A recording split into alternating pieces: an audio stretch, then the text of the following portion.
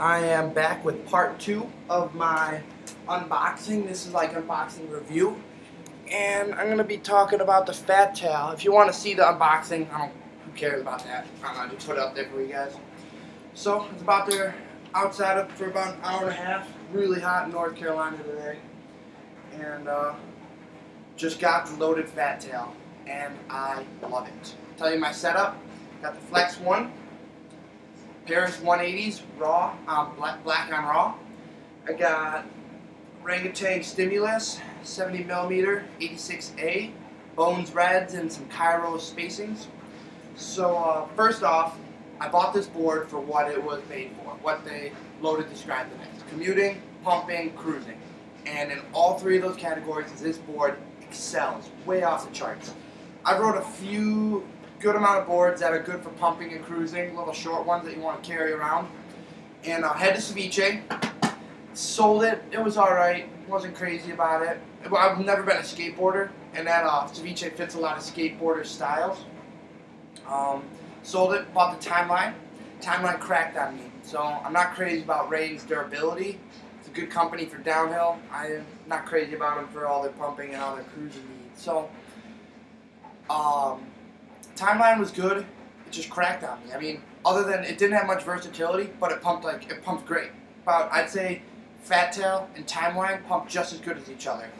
And but Fat Tail's got the edge when it's got these noses and nose and tail, and its versatility, and it's just, you could do a lot more on it.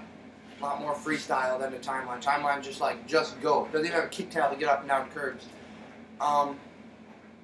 Compared to the Tantien I had previously owned and also sold, I like this board more for the purpose of commuting, carving, and cruising.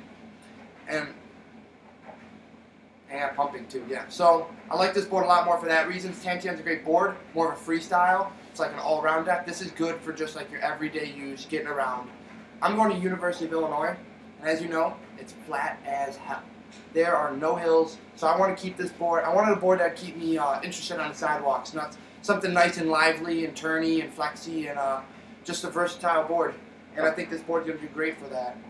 I went with 180s over 150s because I've ridden 150s on my Ceviche, and I tried them on my Timeline, and I'm just not crazy about them. I prefer 180s for pumping and cruising and carving and some sliding. I just can't get the hang of 150s, and so I like 180s for that reason.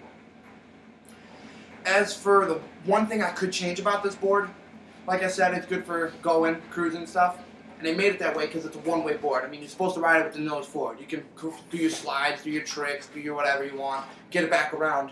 But whenever I do a 180 stand-up, toe side or heel side, I find this in front, and now it's a little awkward because of this tapering off on the rails. Maybe you can see it.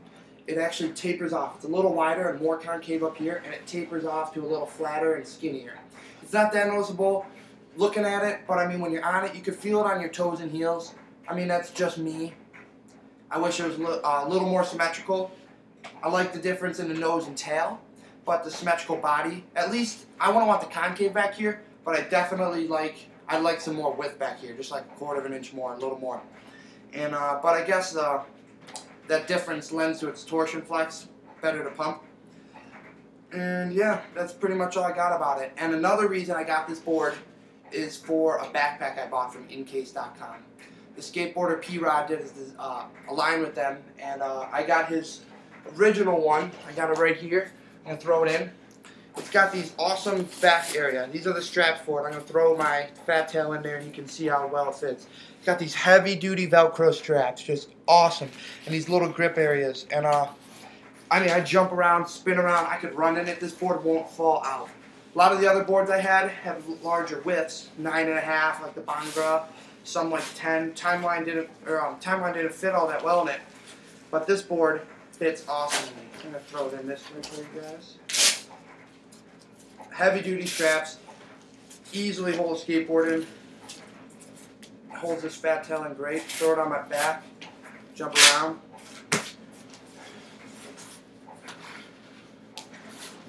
Throw it on. Tighten the straps.